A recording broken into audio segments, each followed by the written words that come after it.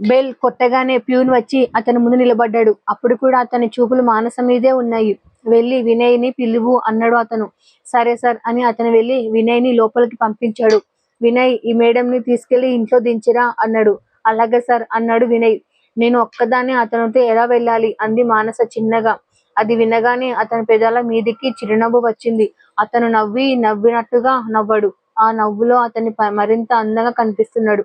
చూశావా వినయ్, నీకు ఆల్రెడీ చెప్పానా, నువ్వు ఇలా షేవింగ్ చేసుకోకుండా కటింగ్ చేసుకోకుండా ఉంటే అందరూ ఇలాగ భయపడతారు అని అన్నాడు.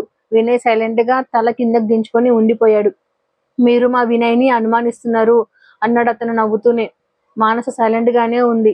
సరే పదండి, నేను వస్తాను అన్నాడు అతను. అతని వెనకే మానస బయటకు వచ్చింది. రూమ్ నుండి బయటకు రాగానే అతను ప్యూన్ తో చెప్తున్నాడు. లంచ్ అవగానే మీటింగ్ కి రామన్నమని మేనేజర్ కు చెప్పు అన్నాడు. సరే సార్ అన్నాడు ప్యూన్. పదండి అంటూ అతను వచ్చి కారులో కూర్చున్నాడు.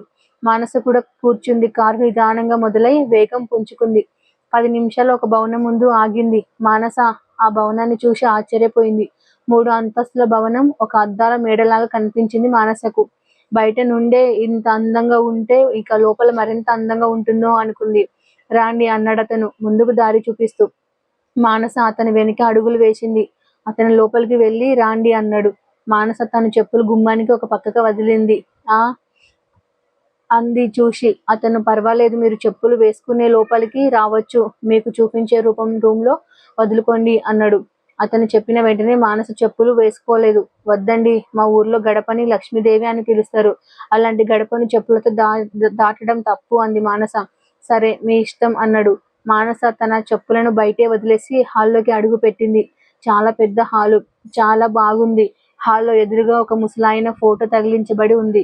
ఆయన ఎవరై ఉంటారు అనుకుంది. మిగిలిన వైపు గోడలకు చాలా రకాల పెయింటింగ్స్, కొన్ని ఫోటోలు తగిలించి ఉన్నాయి. అవంతా చాలా గజిబిజిగా ఉన్నట్టుగా, ఆ హాలు అందాన్ని తగ్గిస్తున్నట్టుగా అనిపించింది మానసకు. ఈ ఫోటో ఎవరిదండి అంది. ఆయన మా నాన్నగారు అన్నాడతను. చిన్నప్పుడు తను అర్జున్ వాళ్ళ అమ్మను మాత్రమే చూసింది. ఇప్పుడు అతని తండ్రిని చూసి అతనే తన అర్జున్ అవునో కాదో తేల్చుకోలేకపోయింది. అంతలోనే ఒక నడి వయసు యువతి ఎవరు వచ్చింది అనుకుంటూ హాల్లోకి వచ్చింది. చూడగానే బాగానే ఉంది. ఎవరు ఈ అమ్మాయి అంది. నీ బాపతే అన్నాడతను నవ్వుతూ.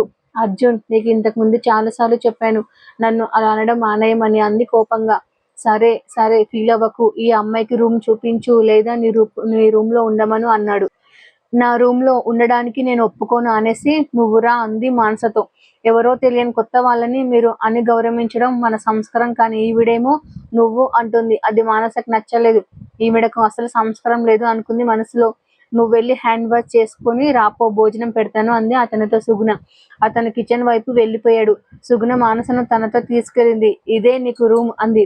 సరే అంది మానస. తొందరగా ఫ్రెష్ అయ్యిరా, అన్నం పెడతాను అంది. అన్నం పెడుతుందా? ఇప్పుడేగా ఈవిడకి సంస్కారం లేదు అనుకున్నాను, కానీ ఇంటికి వచ్చిన వ్యక్తికి భోజనం పెడతాను రామ్మంటుంది అంటే సంస్కారం ఉన్నట్ట లేనట్ట అనుకుంది.